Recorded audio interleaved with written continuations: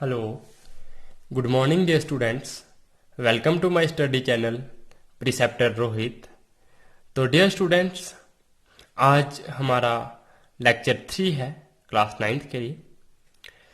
तो dear students, हमने अपने प्रीवियस लेक्चर्स में वेरियस टाइप्स ऑफ नंबर्स पढ़े थे, एग्जाम्पल्स करी थी और हमने एक्सरसाइज 1 सॉल्व करी है। तो जिन स्टूडेंट्स ने वो लेक्चर नहीं देखे तो पहले प्लीज़ पहला लेक्चर देखो, फिर सेकंड और फिर ये वाला लेक्चर देखो, तो आपको अच्छे से समझ आ जाएगी। तो डियर स्टूडेंट्स, अगर आपको ये लेक्चर्स पसंद आते हैं तो प्लीज़ लाइक बटन पे क्लिक करें, लाइक करना ना भूलें और अपने जितने भी फ्रेंड्स हैं स्कूल के जो 9th क्लास में पढ़ते हैं तो उनके साथ इन लेक्चर्स को शेयर करो ताकि वो स्टूडेंट्स भी मेरे इन लेक्चर्स से स्टडी को कंटिन्यू रख सकें और फ़ायदा उठा सकें। तो डियर स्टूडेंट्स, अगर आप मेरे चैनल पे नए हो तो प्लीज़ सब्सक्राइब बटन क्लिक करें और बेल आइकन पे भी क्लिक करें ताकि आपको न्यू नोटिफिकेशन सबसे पहले पहुंच जाए। तो डियर स्टूडेंट्स, स्टार्ट करते हैं। तो आज हम पढ़ेंगे इरेशनल नंबर्स। तो देखो, हमने अपने प्रीवियस लेक्चर्स में रैशनल नंबर्स के बारे में पढ़ा था, तो आज हम इरेशनल नंबर्स के बारे में पढ़ेंगे। तो इरेशनल नंबर्स में क्या है? A number is called irrational if it cannot be written in the form p upon q where p and q are integers and q is not equal to 0। तो dear students, मैंने आपको बताया था कि rational numbers वो होते हैं जिनको हम p अपॉन q की फॉर्म में लिख सकते हैं, लेकिन इरेशनल नंबर कौन से नंबर हो गए जिनको हम p अपॉन q की फॉर्म में नहीं लिख सकते। जिनको हम p अपॉन q की फॉर्म में नहीं लिख सकते उनको हम क्या बोलेंगे? Irrational number. तो देखो, हमारे पास बहुत सारे इरेशनल नंबर्स हैं। जो पाइथागोरस हमारे एक मैथमेटिशियन थे, तो उन्होंने बहुत सारे इरेशनल नंबर्स हमें उस टाइम भी बताए थे। जिस तरह से मैंने आपको बताया कि किन्हीं टू नंबर्स के बीच में या रैशनल नंबर्स के बीच में बहुत सारे इनफाइनाइटली मैनी रैशनल नंबर्स दो नंबर्स के बीच में लाइक करते हैं, उसी तरह से इरेशनल नंबर्स भी बहुत सारे होते हैं। तो जैसे एग्जांपल्स कुछ लिखी हैं, √2 हो गया, √3, √5, 7, 6, √15, ये जो भी लिखे हैं यहाँ पे नंबर, √13, √14, √17, तो ये सारे के सारे क्या हैं? इरेशनल नंबर्स हैं। तो होप करता हूँ कि आपको इरेशनल नंबर्स की डेफिनेशन अच्छे से समझ आ गई होगी। तो अब हम पढ़ेंगे रियल नंबर्स। तो देखो, रियल नंबर्स क्या होते हैं कि the collection of all rational numbers and irrational numbers together make up the collection of real numbers. कि रियल नंबर्स किससे बनते हैं? जो रैशनल नंबर्स हैं और जो इरेशनल नंबर्स हैं, अगर हम उन दोनों नंबर्स को क्या कर देंगे? एक कलेक्शन में रख देंगे, मतलब उनको कंबाइन कर देंगे। रैशनल नंबर्स और जो इरेशनल नंबर्स की जो कलेक्शन होगी उसी को हम रियल नंबर्स बोलेंगे। तो इसका मतलब रियल नंबर्स में रैशनल नंबर्स भी आते हैं और इरेशनल नंबर्स भी आते हैं। तो इसीलिए जो रियल नंबर्स हैं वो यहाँ रैशनल होंगे या फिर इरेशनल होंगे, क्योंकि रियल नंबर्स में क्या रैशनल भी आते हैं और इरेशनल भी आते हैं। तो इसलिए या तो वो रैशनल होंगे या फिर वो इरेशनल होंगे। अगर आप कोई भी एक रियल नंबर उठाओगे, जैसे सपोज 1 है, 1 एक रियल नंबर है, तो 1 क्या है? रैशनल है। तो यहाँ वो रैशनल हो सकता है नंबर या फिर वो इरेशनल हो सकता है। अगर आपने √2 उठाया तो वो क्या है? एक रियल नंबर है, लेकिन वो √2 क्या है? रैशनल नहीं है, वो क्या है? इरेशनल है। तो इट मीन्स रियल नंबर्स में रैशनल नंबर्स भी आएंगे और इरेशनल नंबर्स भी आएंगे। तो अब हमने नेक्स्ट क्या लिखा है? Every real number is represented by a unique point on the number line. तो मैंने आपको पहले लेक्चर में नंबर लाइन के बारे में बताया था। तो जो नंबर लाइन होती है, तो नंबर लाइन पे सपोज ये एक नंबर लाइन है, तो हर एक जो भी हमारा नंबर होगा, जैसे 1, 2, 3 या कोई रैशनल नंबर या कोई इरेशनल नंबर, तो उनकी क्या होगा? मतलब अगर हमें 2 को किसी इस नंबर लाइन पे दिखाना है तो उसका एक क्या होगा, यूनिक पॉइंट होगा। यहाँ पे अगर वो 2 है तो और कोई भी नंबर यहाँ पे 2 की जगह पे नहीं आ सकता। तो इसी तरह से इसका उल्टा केस ये लिखा है कि every point on the number line represent a unique real number, so we call the number line a real number line. तो जो नंबर लाइन होती है तो इसका मतलब जो ये नंबर लाइन है, सपोज ये एक हम पॉइंट ले रहे हैं तो इस पॉइंट पे क्या है, 1 आएगा। तो इस पॉइंट के पे कुछ और नंबर नहीं आ सकता। अगर इस पॉइंट पे 1 आएगा तो कोई भी और नंबर इस पॉइंट पे नहीं आ सकता। इसका मतलब ये जो नंबर लाइन है, नंबर लाइन पे कोई भी पॉइंट, चाहे ये पॉइंट, चाहे ये पॉइंट या चाहे ये पॉइंट, जो भी पॉइंट होगा वो किसके लिए होगा, किसी एक यूनिक रियल नंबर के लिए होगा। मतलब वही रियल नंबर वहां पे आ सकता है, कोई और रियल नंबर उस पॉइंट को ऑक्युपाई नहीं कर सकता। तो ये था हमारा रियल नंबर्स के बारे में और इरेशनल नंबर्स के बारे में। और डियर स्टूडेंट्स, आपको ये पता होना चाहिए कि नंबर लाइन को हम इसीलिए रियल नंबर लाइन्स भी बोल सकते हैं। नंबर लाइन को हम रियल नंबर लाइन भी बोल सकते हैं। तो अब हम करेंगे एग्जाम्पल 3। तो डियर स्टूडेंट्स, ये एग्जाम्पल एक बहुत ही इंपॉर्टेंट एग्जाम्पल है। √2 वाली हो गई, एक एग्जाम्पल √5 वाली आएगी, कुछ ऐसा है √3 वाला क्वेश्चन भी है शायद। तो मतलब ये वाले जो क्वेश्चन हैं कि इनको क्या करना है, रिप्रेजेंट करना है हमें नंबर लाइन पे। मतलब ये जो √2 है इसको हमने नंबर लाइन पे दिखाना है कि नंबर लाइन पे √2 कहाँ पे आएगा।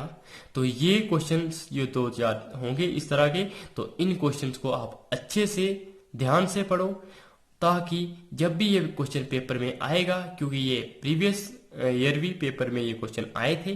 तो डियर स्टूडेंट, इनको ध्यान से देखो। तो हम स्टार्ट करते हैं कि इस क्वेश्चन को हमने सॉल्व कैसे करना है।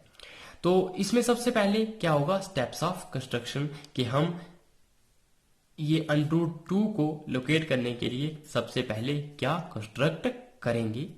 तो जो पहला स्टेप होगा, देखो एक्चुअली ये जो √2 है या ये √2 वाले जो भी नंबर हमें लोकेट करने हैं तो उसके लिए हमें जो पाइथागोरस थ्योरम होती है उसको हम अप्लाई करते हैं। वो मैं बताऊंगा कि पाइथागोरस थ्योरम क्या होती है।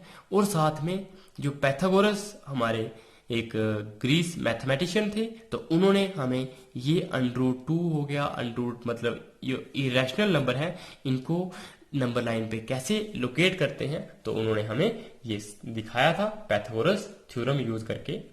तो हम इस क्वेश्चन में भी पाइथागोरस थ्योरम यूज करेंगे। तो सबसे पहले हम क्या करेंगे कि ए बी एक लाइन ले लेंगे जिसकी लेंथ क्या होगी, 1 यूनिट। उसकी लेंथ क्या होगी, 1 यूनिट। तो हमने एक ए बी लाइन ले ली, उसकी लेंथ कितनी है, 1 यूनिट। मतलब वो 1 सेंटीमीटर भी हो सकती है, 1 मीटर भी हो सकती है, 1 मिलीमीटर भी हो सकती है, या 1 सेंटीमीटर या कुछ भी हो सकती है। मतलब यूनिट कुछ भी ले सकते हैं हम। तो इन्होंने कुछ भी यूनिट नहीं लिखा था, ना यहाँ पे सेंटीमीटर लिखा था, ना यहाँ पे मीटर लिखा था, इसलिए हमने इसको जनरल में यहाँ पे यूनिट ले लिया।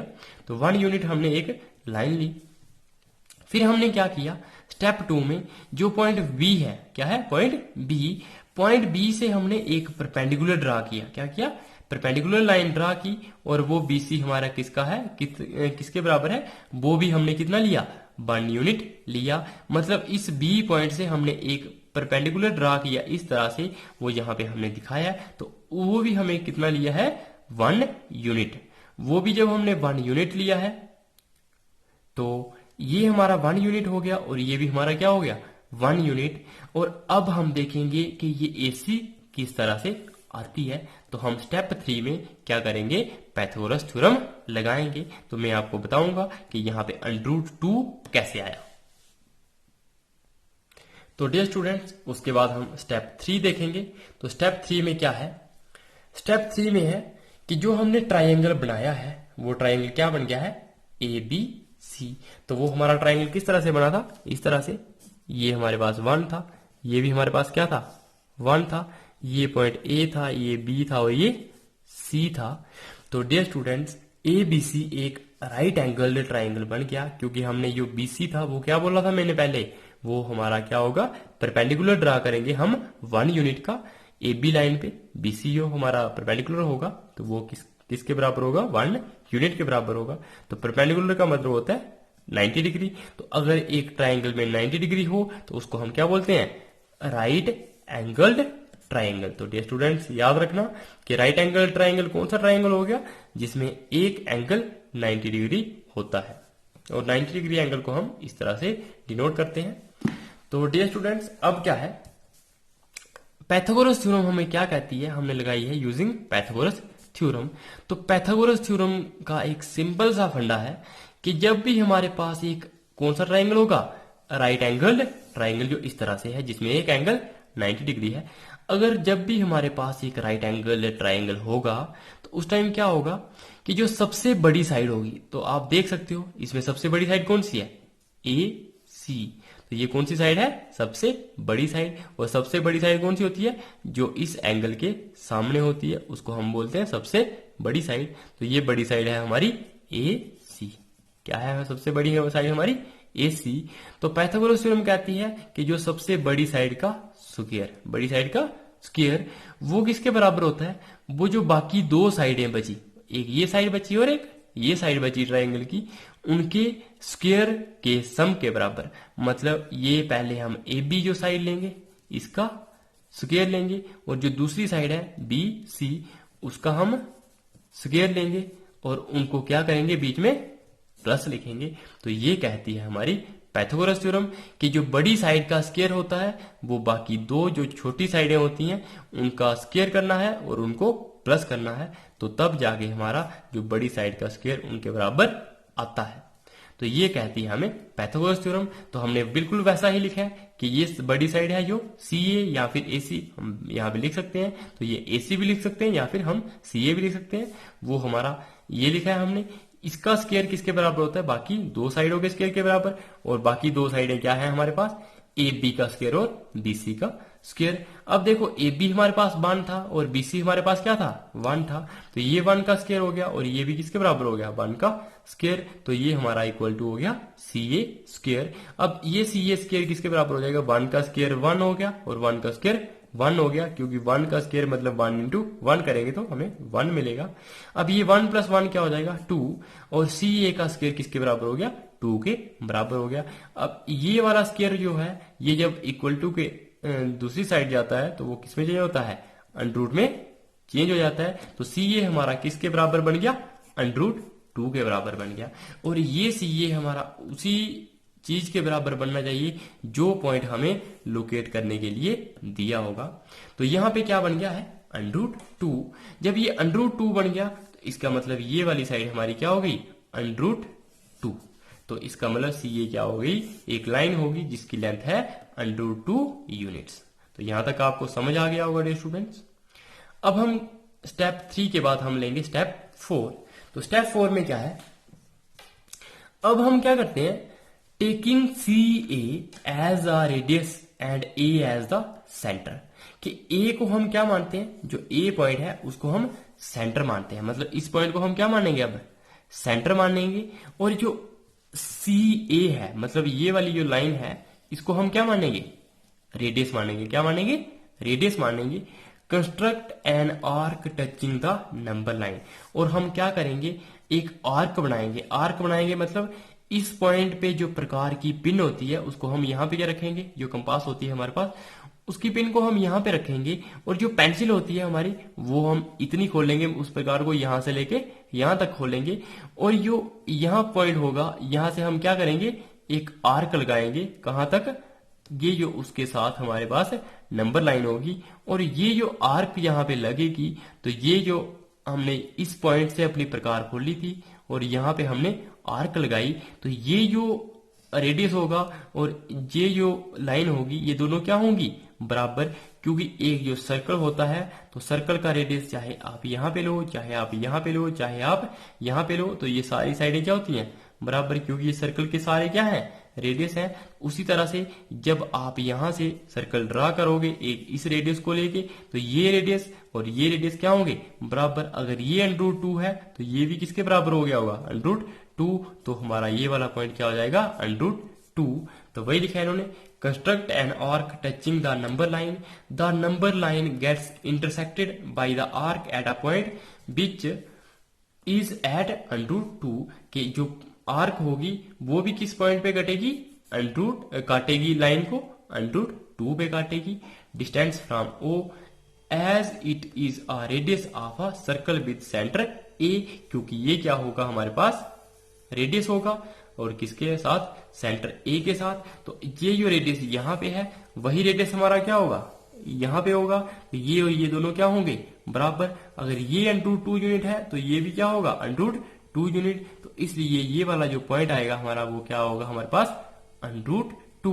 Thus √2 is represented on the number line as shown in figure। तो इस तरह से हमने नंबर लाइन को रिप्रेजेंट कर दिया है, जो नंबर लाइन पे हमने √2 को रिप्रेजेंट कर दिया है जैसे हमने इस फिगर में किया है। तो सबसे पहले हमने क्या किया था, स्टेप्स ऑफ कंस्ट्रक्शन में सबसे पहले हमने ये जो लाइन ड्रा की थी कौन सी, AB, कौन सी लाइन ड्रा की थी, AB मतलब यहां से लेके यहां तक ये लाइन ड्रा की थी, वो 1 यूनिट थी। फिर हमने BC मतलब ये वाला लाइन ड्रा की थी, वो क्या थी, परपेंडिकुलर ड्रा की थी, मतलब वो क्या बनाए, 90 डिग्री बनाए। तो ये 1 यूनिट थी और ये भी हमने कितनी ली थी, 1 यूनिट ली थी। फिर हमने पाइथागोरस थ्योरम लगाई थी, तो हमने ये जो CA, कौन सी है, CA, इसको हमने फाइंड किया। तो CA जब हमने यहां से फाइंड किया, पाइथागोरस थ्योरम लगाई, तो हमें क्या मिला, √2। तो हमें ये वाली लाइन कितनी मिल गई, √2 यूनिट। जब हमें ये वाली लाइन √2 यूनिट मिल गई तो हमने क्या किया, यहां से प्रकार की पिन रखी, मतलब जो कंपास होती है हमारे पास डियर स्टूडेंट्स, तो कंपास की जो पिन होती है वो हमने यहाँ पे रखी और यहाँ पे हमने जो पेंसिल की पिन होती है वो लगाई। तो हमने इस तरह से हमने क्या कर दिया, ऐसे करके हमने एक आर्क ड्रा कर दी उस प्रकार की पिन को यहाँ रख के, और हमने यहाँ से एक आर्क ड्रा की इस पॉइंट के बराबर प्रकार खोल के। तो हमारा जो आर्क है वो कहाँ पे काटती है इस नंबर लाइन को, वो हमें इस नंबर लाइन को यहाँ पे काटती है। तो ये जो पॉइंट होगा तो ये हमारा √2 के बराबर आएगा, क्योंकि ये डिस्टेंस और ये डिस्टेंस क्या होंगे, बराबर होंगे, क्योंकि ये क्या है, एक सर्कल के रेडियस है और सर्कल के रेडियस हमेशा बराबर होते हैं। इसलिए अगर ये √2 यूनिट है तो ये लाइन भी क्या होगी, √2 यूनिट, और ये पॉइंट हमारा क्या बन जाएगा, √2। तो इस तरह से हमने √2 को नंबर लाइन पे रिप्रेजेंट कर लिया। तो डियर स्टूडेंट्स, मेरे को लगता है कि आप बच्चों को ये क्वेश्चन बिल्कुल अच्छे से समझ आ गया होगा। अगर नहीं समझ आया होगा तो कल हम नेक्स्ट और भी क्वेश्चंस इस तरह से करेंगे। तो प्लीज स्टूडेंट्स आप बने रहिए हमारे साथ। तो नेक्स्ट लेक्चर में मिलते हैं फिर, और तब तक बाकी ये जो लेक्चर है अपने सारे जो स्टूडेंट्स हैं, आपके फ्रेंड्स हैं, उनके साथ शेयर करो, ताकि वो भी इन लेक्चर्स का फायदा उठा सकें और वो भी अपनी पढ़ाई कंटिन्यू कर सकें। तो dear students, bye bye, take care.